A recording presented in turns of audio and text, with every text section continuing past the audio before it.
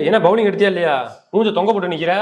Bowling எடுன்னு சொன்னேன் பாய். இப்படி எடுத்தா பரவாயில்ல, அள்ளி போட்டு எடுத்து வச்சிருக்காங்க பாய். அவ்வளவு பேச மட்டும் இருக்காங்க பாய். என்ன பண்ணனே எனக்கு தெரியல. நீங்களாச்சும் ஏதாச்சும் ஐடியா சொல்லுங்களேன். சொல்லு, யார் யார் இருக்கா நம்ம எடுப்போம். ஸ்டார்க், அவரை போய் உட்காரலாம் வைக்க முடியாது, முடியவே முடியாது. முகேஷ் குமார் போன வாட்டி நமக்கு நல்லா பண்ணி கொடுத்தாரு, அவரை போய் எப்படி உட்கார வைக்க முடியாதுடா.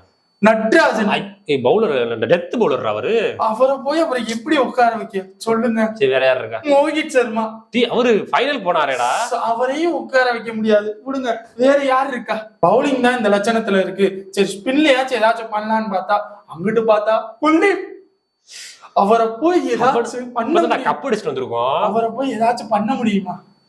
உன்னையும் உட்கார வைக்க முடியாது.